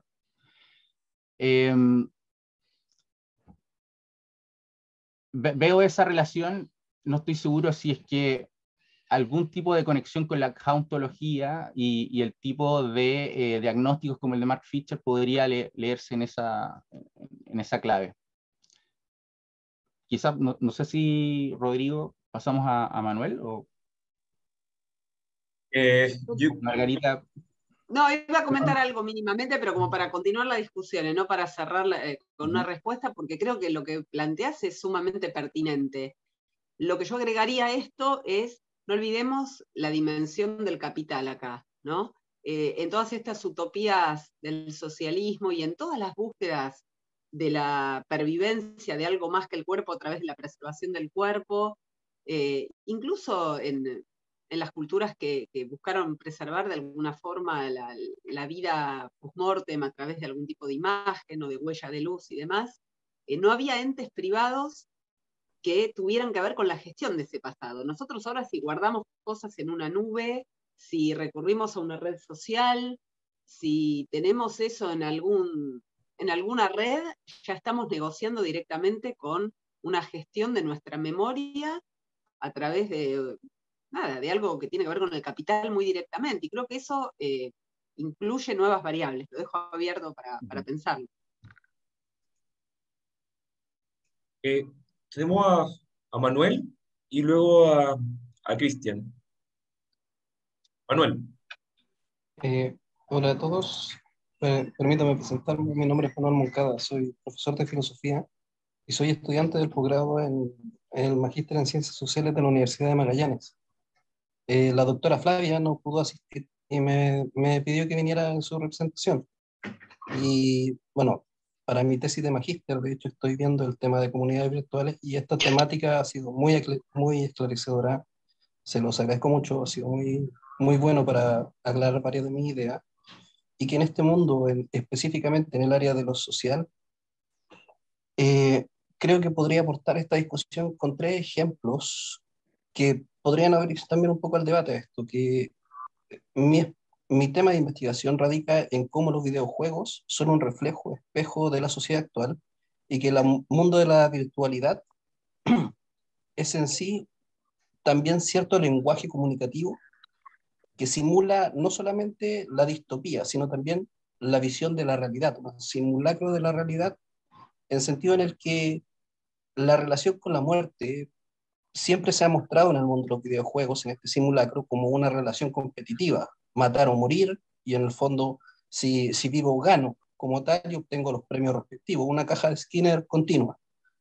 Pero en la línea indie han aparecido videojuegos que tratan de simular, por ejemplo, el concepto de lo empático en el caso de la vida real, y me refiero al juego que se llama Dead Dragon, que es un videojuego donde básicamente tú eres un padre y tu hijo es un niño con cáncer. Y está el proceso donde tienes que vivir tú el proceso de cómo tu hijo está siendo y sufriendo por la terapia, por la quimioterapia, donde son juegos o más bien puzzles simples, donde juegas con el niño, donde lo haces dormir, donde lo paseas por la habitación, pero que al final del juego termina en una imagen donde simplemente el padre está sentado en la cama y son aproximadamente 3 minutos de audio del bebé llorando, que literalmente es acongojante, duele mucho el corazón. Cuando yo lo jugué me salieron lágrimas, hasta que finalmente el niño se calla y el juego termina, dando por entendido que el niño murió. Y que no se ve en una acción grotesca, toda la puesta en escena del videojuego, al contrario, da una relación muy empática a una acción muy dolorosa en esa acción y en ese simulacro con la muerte, pero que incita a su vez a tener ese contacto con el otro de manera de simulación, que es como muy paradójico. Otro ejemplo es el caso de un joven que existía un juego para Xbox One, la primera, la Xbox 360, donde era un juego de carreras que él jugaba con su padre. Pero el modo más difícil era el autorreto, donde literalmente el sujeto juega, cumple un récord, y en la siguiente carrera él comienza a jugar, pero aparece un auto fantasma, que son precisamente los movimientos que hiciste en la carrera anterior, y en el fondo estás compitiendo contra ti mismo. La cosa es que este personaje, simplemente su padre murió, la Xbox quedó guardada durante años y tiempo después la rescata y se pone a jugar nuevamente el juego recordando el tema con su padre y se ocurre jugar el modo competitivo contra sí mismo y cuando comienza la carrera se da cuenta que aparece el vehículo que jugaba su padre y que en el fondo lo conectó al hecho de que esta simulación o esta memoria virtual mantuvo perpetua una acción concreta de su padre como si él jugase contra su propio padre. Obviamente, hasta donde sé, él nunca terminó la carrera, puesto que si llegaba a ganar la carrera, el dato se borraba y cambiaba el personaje, pero da esa acción de simulación como tal. Y bueno, en el último caso, que es el caso también del juego indie de una mujer que está en un panteón, que es un juego aproximadamente de unos 3 minutos, que es una mujer que está en el panteón y simplemente al apretar las teclas van apareciendo recuerdos de quién fue, qué hizo, etcétera, pero que en cualquier instante o en cualquier minuto a esta mujer le puede dar un paro cardíaco y que simplemente muere tranquilamente sentada en el cementerio pensando en sí misma sobre qué fue, quién fue y qué fue en el fondo, como tal, de ella. Que en el fondo siento que desde una perspectiva, desde la filosofía de Baudrillard, creo que estos ejemplos demuestran claramente cómo la hiperrealidad ha comenzado a instaurarse bastante fuerte, más potenciado por la pandemia. Eh, Solamente quería aportar con eso. Gracias. Bueno, muy, muy interesantes los ejemplos, creo que nos dan mucho para pensar y creo también coincido con tu reflexión final, ¿no? Que hay algo de esto que ya está haciendo, más allá de que nosotros lo hayamos practicado no en primera persona, que lo vemos como un hecho de la cultura. Después hay algunos que tienen la mano levantada, si veo bien, y después creo que hay algo en el chat también que yo no llego a ver, porque no puedo ver el chat al mismo tiempo que los veo a ustedes, así que si después lo que haya en el chat me lo transmiten, les agradezco. Margarita.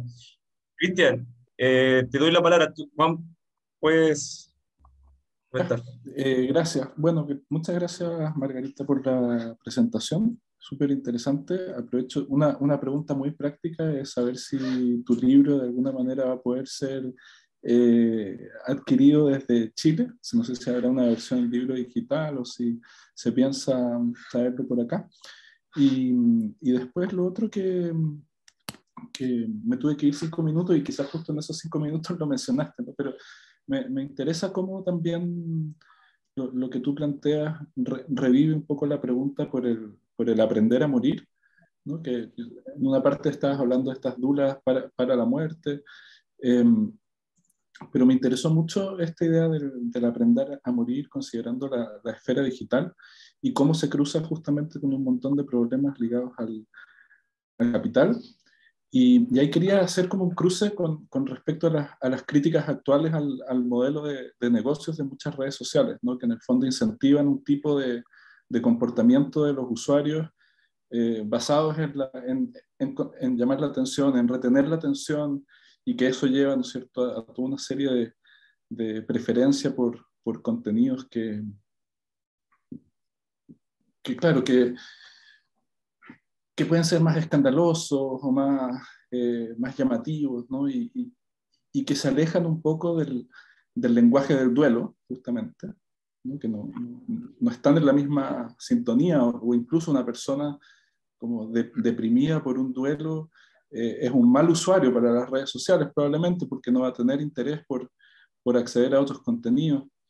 Entonces pensaba en eso por una parte, y la decisión que uno puede tomar en cuanto a cómo sobrevivir digitalmente, ¿no?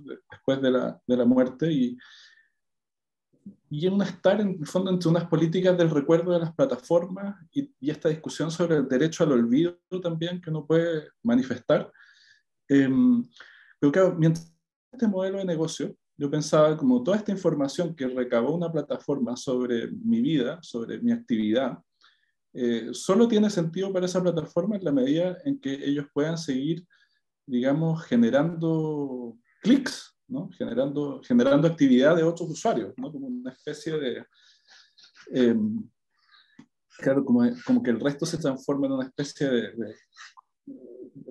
fagocitan al muerto, por así llamarlo, para que pueda seguir sobreviviendo digitalmente. Yo no creo que sin esos clics de los que siguen vivos, digamos, una red social va a tener un incentivo a guardar los datos de algo, ¿no?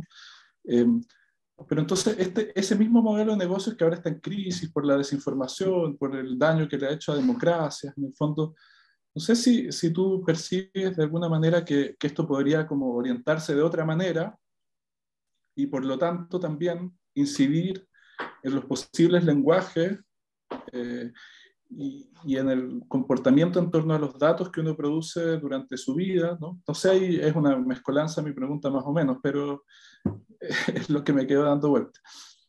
Voy a aprovechar de leer el comentario de Juan Jiménez. Tanto también apuntaba a la gestión de estos perfiles, a la gestión privada de los perfiles. A propósito de la gestión privada, ¿no afecta a ello? La gestión privada no afecta la gestión privada a la idea de la permanencia en las redes. Creo recordar que hay casos de redes sociales que cerraron porque así lo decidieron sus dueños. Y todo lo que está en esas cuentas ya no hay acceso.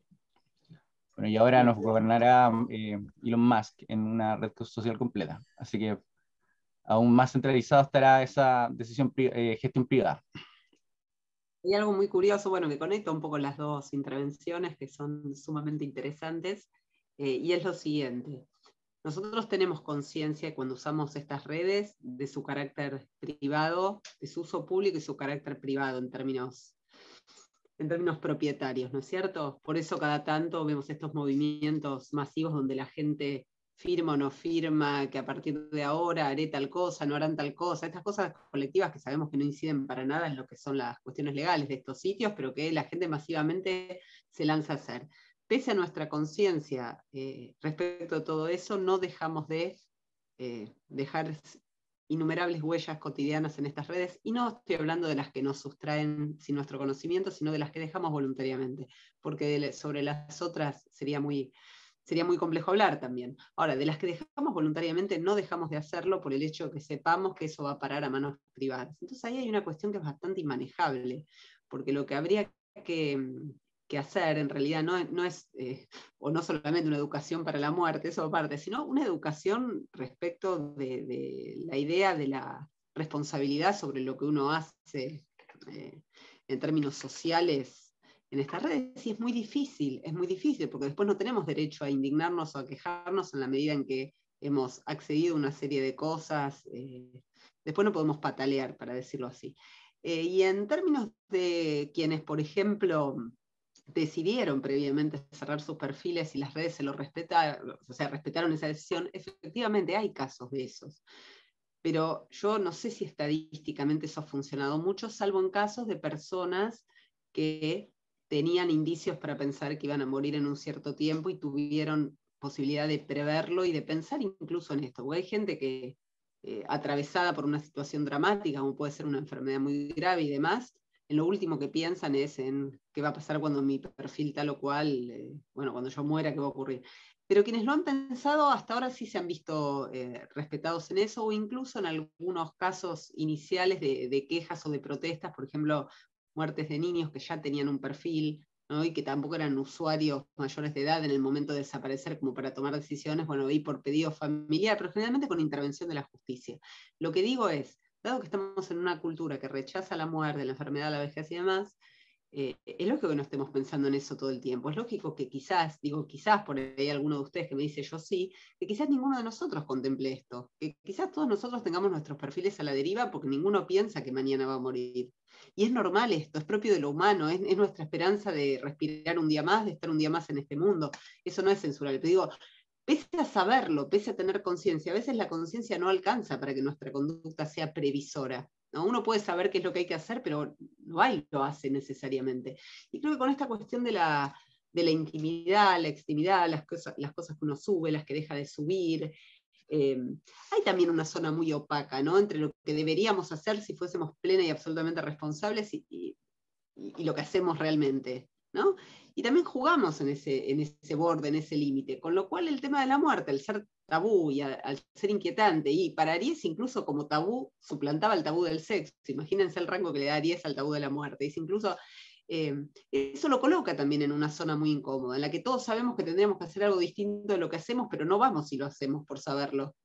Y creo que en esa ambigüedad se juega, está el intersticio en donde efectivamente el capital puede operar con esto si algún día quisiera, pudiera o se librara a capitalizar los recuerdos de la gente desaparecida, simplemente, como les decía, cobrando un canon por mantener abierto un perfil de alguien que no está. Decir, bueno, para ustedes es gratis porque están vivos, pero si alguno de ustedes no está más, a partir de a partir de ahí hay que pagar, porque el que quiera tener esto a disposición, bueno, alguien lo tiene que sostener, mantener esto, ese espacio en la nube, esto es lo otro, y ahí sí hay que sostener una infraestructura tecnológica para mantener estos recuerdos. ¿Quién la financia?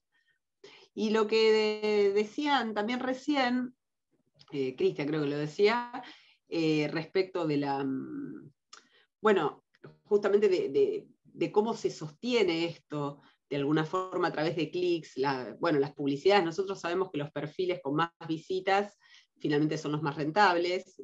Quienes hacen más acciones cotidianas en redes son aquellos que sostienen verdaderamente la red a través de clics, de corazones. Bueno, eso lo sabemos. No obstante, para una red sigue siendo todavía rentable, incluso el perfil de alguien desaparecido, si tiene visitantes que pasen esporádicamente a dejar algo, a decir algo, a mirar algo, a comentar algo. Cuando deja de ser rentable es cuando la actividad es realmente nula, ¿no? Y bueno, y tenemos distintos, yo no tengo estadísticas en la cabeza en este momento, pero son miles y miles los perfiles que se abandonan por día en todo el mundo, como se imaginarán, no son pocos. Y como les decía, también hay distintas políticas que se van probando. Esto del heredero testamentario era una, después había otros lugares que los dejaban, u otros momentos en los que se dejaba el perfil simplemente congelado, el que no tuviera la contraseña no podía entrar, por ende si el fallecido no se le había dado a nadie, eso quedaba como congelado y suspendido en el tiempo. Después aparecieron las quejas por gente que se sentía afectada de que ese perfil vacío, digamos, de algún modo sin actividad posterior, siguiese reapareciendo en contacto o como sugerencia de amistad. Eso también ha pasado, ¿no? Como uno tiene un montón de gente en común, el perfil de un fallecido aparece como sugerencia de amistad a un tercero que tiene plena conciencia de que esa persona está muerta, y bueno, es como un poco impresionante, ¿no? Esta vida digital del espíritu post-mortem. Y creo que es un espacio que en términos de jurisprudencia también está, insisto, está bastante vacante, porque la vida entera de alguien muerto puede ser considerada intimidad sometida a vulneración si se indaga ahí. Ya no es simplemente la parte que el vivo consideraba íntima y la parte que el vivo, toda la vida entera, o sea, todo eso pasa a ser íntimo después de la muerte. Toda nuestra vida pública pasa a revestir un cierto halo de intimidad. Y sobre eso no se ha trabajado teóricamente y no, creo que en términos de jurisprudencia no se ha pensado demasiado tampoco. Sí que hay un campo ahí para indagar, cada estado como lo hace también, ¿no? Gracias, Margarita. Para seguir con la conversación, ¿no? Tiene la mano levantada Renzo y luego está Patricio. Renzo. Gracias, Rodrigo. Hola, Margarita, muchas gracias por tu lectura. Me surge ahí, escuchándote y con las intervenciones también que se han venido dando, me recuerda mucho a Emilia Sux, después de la finitud, ¿no? Y un poco también a Viveros de Castro, de Un Mundo por Venir, ¿no? Es como una fusión de ambos. Y ahí me surge algo respecto a la vida, que es el aspecto de la contingencia. Lo contingente en lo vivo y cómo lo tecnológico es una fuerza totalizadora, ¿no? Una fuerza absoluta que obviamente repercute en esa contingencia y la va subsumiendo, ¿no? Ahí yo te quería preguntar de qué manera justamente podemos nosotros entender un poco ese aspecto espectral como una contingencia también, ¿no? Como una entidad contingente, esa espectralidad, ¿no? Como una capa, tomando términos de Simondon, tal vez modulante, ¿no? Una modulación contingente, tomándolo también desde ese ente que lucha justamente con esa fuerza tecnológica, ¿no? Y absoluta y globalizadora, ¿no? Justamente ahí repercute en lo que mencionas al inicio, que tiene que ver con el aspecto de lo local, de lo espacial, perdón, y lo temporal, ¿no? Desde una localidad, no entendía justamente esa posibilidad de localidad diversa o plural que pueda surgir por cada espacio personal, ¿no? Por cada entidad viva. Eso más que nada, y gracias nuevamente, Margarita. Gracias por la intervención, está muy bien. Bueno, creo en el mismo sentido que lo que decía previamente, ¿no? Que hay acá varias cuestiones a pensar. Cuando yo mencionaba lo de los espacios en un comienzo, era porque sabía que después el mismo derrotero de lo que iba a decir nos iba a desligar de los espacios y íbamos a empezar a hablar justamente de muertos que no tienen tumba, o sea, nos íbamos a despegar de los espacios. Pero acá la dimensión del espacio es una de las primeras que tenemos que pensar, no solo el acopio digital, o sea, dónde se guarda esto, en qué galpones. Ustedes saben que los servidores que alojan nuestras nubes, que parecen estar flotando en el aire, como dice el término, en realidad están en localizaciones muy concretas, muy custodiadas, que ocupan un lugar físico concreto. Pero también es cierto que nosotros tenemos una vivencia cada vez más despegada de lo territorial, o donde todo el tiempo hacemos jugar lo territorial en oposición a lo virtual, sabiendo ya que lo real está en todos lados, porque es la categoría de lo real, en verdad, lo que también hay que pensar acá. Es una categoría en la que no me metí, pero justamente de lo que se trata es de la realidad o no realidad de estos espectros, como de cualquier espectro, ¿no? Me habla una voz en una habitación.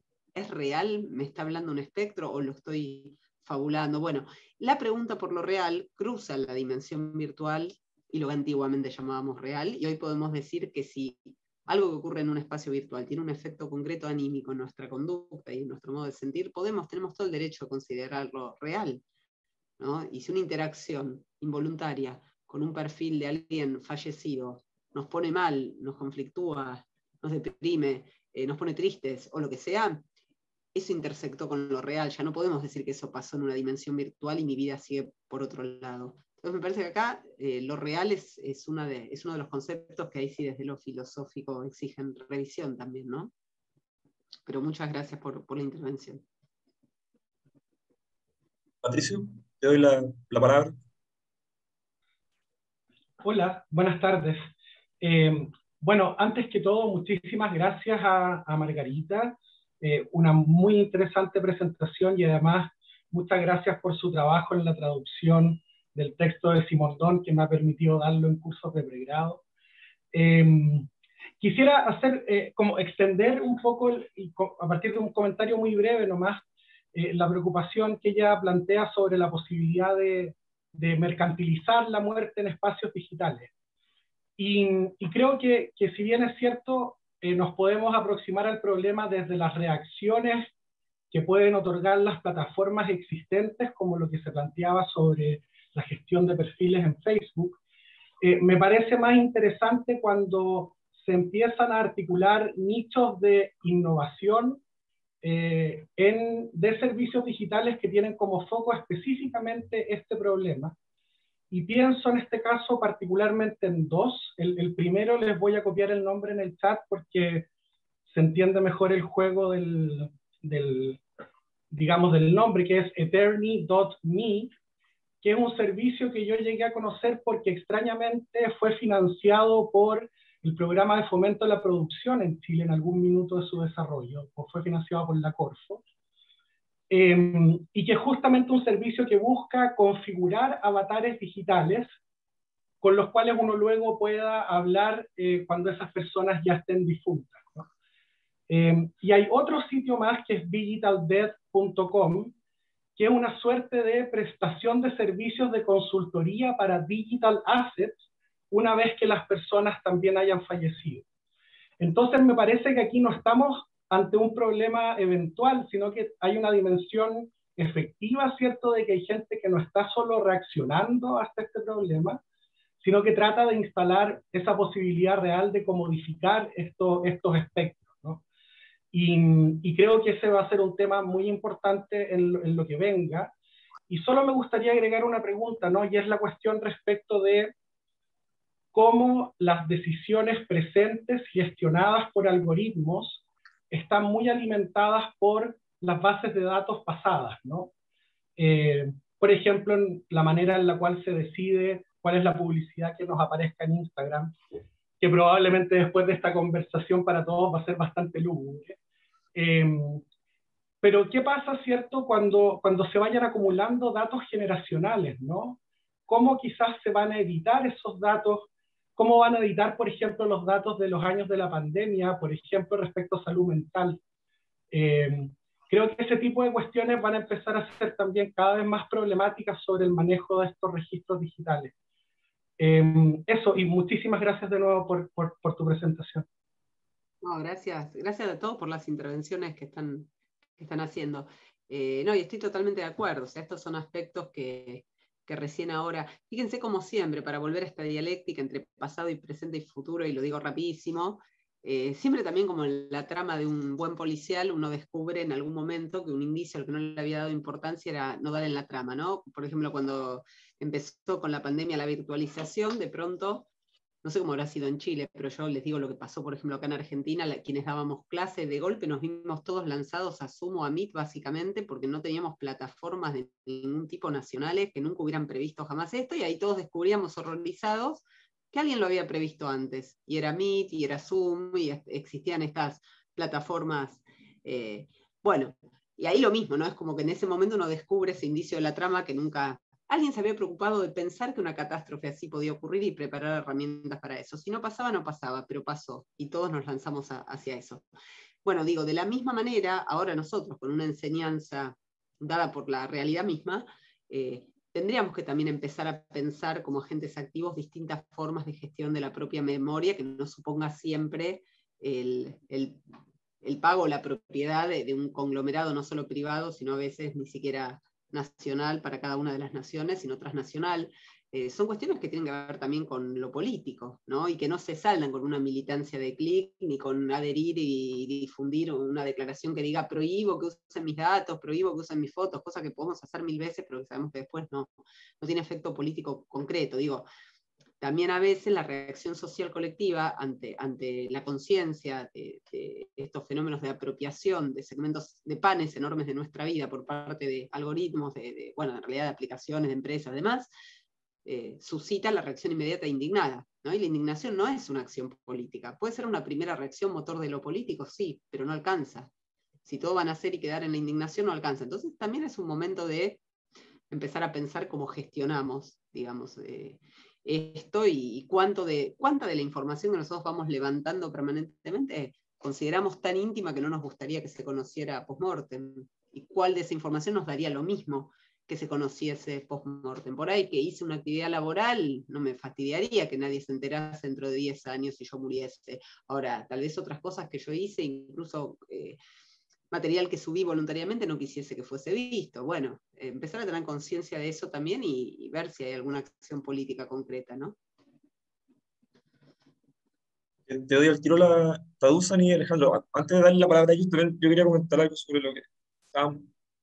Gracias de nuevo, Margarita. Creo que hay algo súper interesante en esto, porque estos temas, como por ejemplo lo pensaban entre el antropoceno, nos pone el problema, ¿no?, de la muerte de la humanidad presente, pero también el problema, ¿no?, de lidiar con los cuales no están presentes, ¿no?, las generaciones futuras, ¿no? Lo que tú planteas un poco es básicamente lo contrario, no cómo lidiar con el que, ¿no?, con el que ya no está, pero ya por la muerte propiamente tal. Y ahí yo quería más bien un comentario que es con respecto a la automatización, por ejemplo, no pensar esta cosa de la gestión y del capital, ¿no? Cuando ya Facebook tal vez no te diga, no, Rodrigo, feliz cumpleaños, sino, Rodrigo cumple 5 años de muerto, salúdalo, déjale un mensaje, no sé cómo lidiar con eso. Y lo decía a propósito de algo que conversábamos antes, ¿no? Este caso de esta mamá en Twitter, ¿no? De su hijo que automatizó ciertos comentarios en Twitter cuando estaba vivo, ¿no? Y que murió precipitadamente, y la mamá aún así se sentía muy contenta, ¿no?, de poder comunicarse con su hijo a través de esos mensajes que eran mensajes muy random, ¿no? Comunicarse con su hijo a través de esos mensajes. ¿Y por qué hablo de la automatización? Porque a propósito también cuando hablabais de esta idea del auto, de este concepto de Derrida, ¿no?, esta idea, este principio o esta búsqueda del ser humano, ¿no?, por automatizar en el sentido, ¿cierto?, de generar a través de máquinas, ¿cierto?, su ausencia, ¿no? O sea, generar una transformación en el mundo a partir, ¿no?, de no estar interviniendo directamente, ¿no? Y lo que pareciera parecer acaso acá es que no se busca la ausencia, sino que es lo contrario. A pesar de que ya no estoy, la automatización me hace estar presente, ¿no? Entonces, ahí hay como una vuelta. Y lo último, ¿no? Con la cosa de vida y muerte, ¿no? Y a propósito de la automatización, ¿no? Me acordaba de Marx, ¿no? Trabajo vivo, trabajo muerto. También es una cuestión que está como ahí, que se me vino también a la cabeza. Pero solamente era más bien un comentario. Dusan y luego está Alejandro. Sí. Sí, a mí, nada, yo también pensé en una serie de casos quizás más tradicionales, en donde se puede ver esta intervención de lógicas del capitalismo, una lógica particular del capital, en... estaba pensando en una serie de estudios que son muy conocidos en torno a cómo se disparan las ventas después de un músico muerto, del tipo Michael Jackson, Kurt Cobain, que también son como las figuras que toma Mark Fitch en esta jauntología. Y en el fondo cuando abandona su humanidad y pasa como a una inmortalidad cultural, como se perpetúa como un espíritu, en el término como de cultura. Estaba pensando en todos esos casos y particularmente en que creo que sería interesante leer estas claves de capitalización de la inmortalidad, capitalización de la muerte, a raíz de un reciente, bueno, no es tan reciente, se publicó el 2013 en Francia, libro de Boltanski y Esquer, no estoy seguro si es que se pronuncia así. Básicamente, Boltanski es un sociólogo cuyo diagnóstico sobre el nuevo espíritu del capitalismo está centrado en una especie de ética artística, una ética de lo nuevo, de la flexibilidad, etcétera, una especie de capitalismo de la innovación. Y aquí en este reciente libro, él analiza el crecimiento de los hiperricos o del enriquecimiento, del capitalismo de lujo en Francia, el crecimiento exacerbado de los hiperricos, y cómo eso modifica o ha modificado en los años recientes la dinámica o la forma de la mercancía. En lugar de perder su valor con el tiempo, es decir, el valor está en las innovaciones, en aquello que rompe mercados y abre mercados, se trata de mercancías que acrecientan su valor con el tiempo, que se capitalizan quizás, no estoy seguro si es una conexión ortodoxa, pero con el trabajo muerto. Son ese tipo de objetos, y bueno, que es la dinámica del patrimonio en este tipo de mercancías de lujo. Probablemente hay una gran diferencia en estos casos de datos íntimos y personales, pero eventualmente comparten una serie de rasgos en este tipo de mercancías que ya no basan su valía en su innovación, en su novedad, sino es esta especie como de autenticidad, de autenticidad de algo que pasó y no va a cambiar. Nada, quería traer esos dos ejemplos, también como eh, inspirado en los comentarios que han hecho. Alejandro, si quieres, puedes hablar. Gracias, buenas tardes. Con lo que estuvieron compartiendo, pensaba mucho en cómo es que esta noción de muerte se traslada a la identidad y al ego propio, y cómo es que, digamos, el cohibir estos estados de culto a la muerte, o el cohibir, digamos, el no querer dejar morir el ego, ¿no? Que es una cosa que se alimenta en la actualidad, hace de que estas mismas formas de pensar se resistan a morir, y que, bueno, yo creo que tiene una raíz que está muy manifiesta en redes sociales actualmente, y que no necesariamente tiene que ver con las redes sociales en sí, sino más bien con el movimiento del mundo, y cómo es que, digamos, el trabajo de sombra en la identidad personal no se, no se reconoce, ¿no? Como algo valioso. Eh, Creo que está venido a menos en bueno, en la sociedad contemporánea, y que sí ha estado presente, por ejemplo, en cosmovisiones ancestrales, ¿no? Eh, y, y bueno, me parece que tiene mucho que ver con este tema de negar la muerte.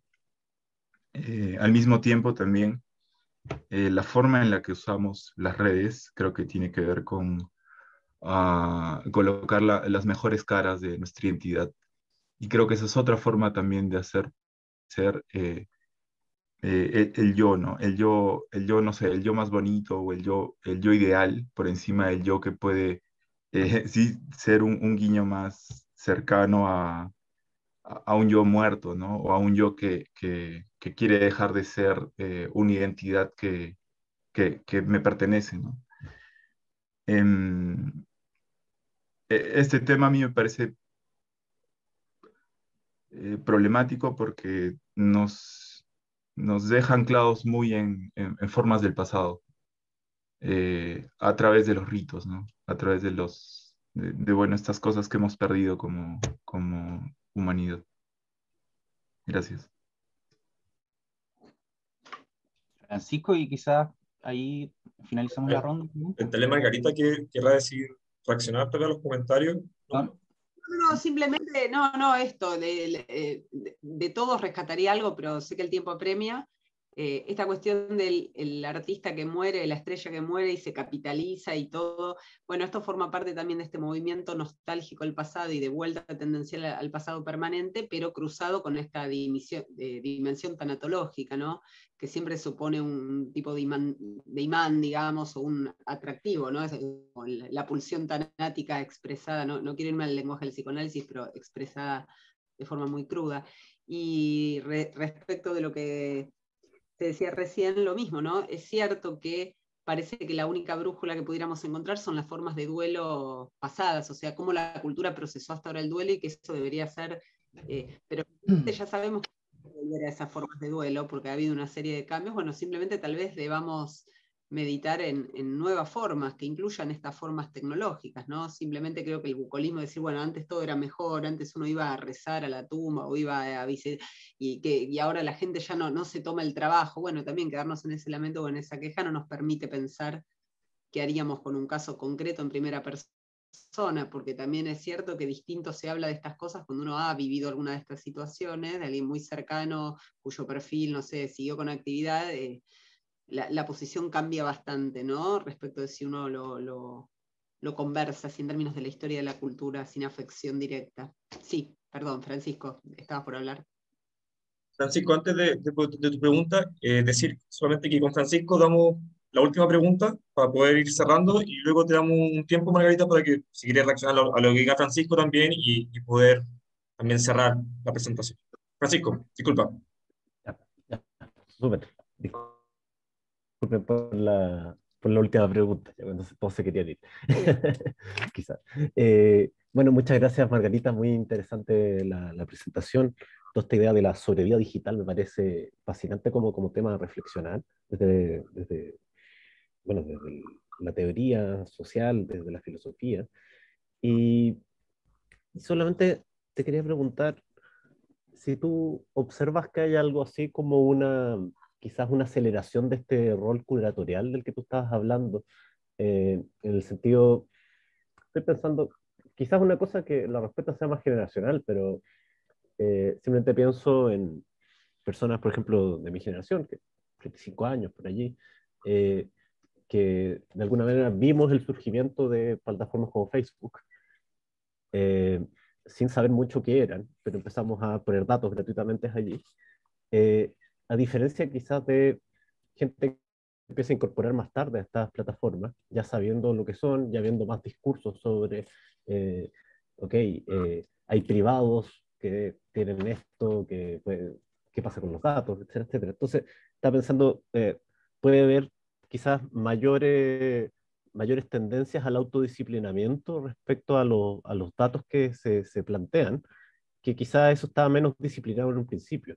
No sé si hay alguna tendencia al respecto. Eh, y eso, por supuesto, plantea también la pregunta si es que estos memoriales son hacia las personas que somos o hacia las proyecciones que hacemos de nosotros mismos, son esos perfiles que tanto se relacionan de alguna manera con las personas que están detrás. Así que, nada, te planteaba eso, si veías que quizás si hay algún cambio quizás en el modo en cómo uno se integra a estas plataformas. Y lo hay por ahí, digo, resumirlo sería muy difícil, pero por ejemplo el propio Boris Groys, del que hablamos recién a propósito de su último libro, que tiene que ver con esto, ya trataba bastante el cruce entre la autoconstrucción en perfiles y la función de algún modo curatorial con uno mismo, no dicho con estos términos, en función de que la propia vida se exprese como una forma de arte, o que la propia vida exhibida en redes demuestre el alto espíritu que tenemos, o demuestre la exquisitez de nuestras elecciones estéticas y éticas y vitales, y etc. Pero también creo, como señalabas, que la conducta es muy diferente para alguien que desde que tiene memoria existen las redes y casi tiene un perfil, y alguien que incorpora todo esto habiendo alcanzado la madurez cognitiva. Y es una cuestión que no solamente concierne a los hábitos, sino casi al modo de apropiación tecnológica. Como decía Simondon, no es lo mismo absorber una tecnología, cualquiera sea esta, una práctica técnica, cuando uno está en la edad de formación y maduración, que hacerlo cuando el aparato cognitivo está de alguna manera formado ya. Y creo que lo interesante es que nosotros, entre quienes tenemos, y lo digo muy ampliamente, ¿no?, 18 años y 60, tenemos muestras de todo esto. Tenemos muestras del que se enteró lo que era una red social a los 30 años, del que se enteró lo que era una red social a los 3 años, o sea, tenemos de todo. Y podemos ya empezar a jugar y a ver un poco cómo eso va cambiando. Igual, en líneas generales, sí se ha afinado últimamente esta suerte de arte curatorial con uno mismo. Ya excede lo tanatotecnológico, digo en general. Ha habido una aceleración en los últimos años, pero la pandemia también supuso una ruptura, tal como se evidencia, ¿no? Hubo una especie de desvío de cierto narcisismo hacia otra cosa, porque el narcisismo era más culpable en un contexto de tragedia social general, por lo tanto aparecían más preocupaciones de otro orden que ciertas manifestaciones muy habituales. Pero creo que es todo materia de análisis, y que lo interesante es que tenemos todas las generaciones metidas en el proceso técnico actual, ¿no? Las que accedieron de muy adultas y las que accedieron de muy niñas. Así que creo que es un campo abierto y que está bueno indagarlo con estas premisas. Bueno, no había más preguntas, ¿no? ¿Ya estamos? Bueno, yo simplemente les quiero agradecer a todos su presencia, sus intervenciones, que me dejaron a mí pensando. Como bien decían cuando me presentaban, todos los textos esos y trabajos que mencionaron no trabajan sobre esto. Esto corresponde más a investigaciones que estaba haciendo ahora últimamente. Y para quienes preguntaron acerca de los libros, bueno, ahí hay un tema. Yo después lo que puedo hacer es pasarles a Dusan y a Rodrigo los nombres de las editoriales argentinas, que algunas de ellas, donde publiqué alguna que otra cosa, no tenían distribución en América Latina y otras sí, pero con la pandemia justamente cambiaron y se activaron nuevos circuitos también, y sé que ahora casi todas están distribuyendo con más asiduidad, así que después les dejo los enlaces de esas editoriales. Y bueno, y muchas gracias por haber estado acá.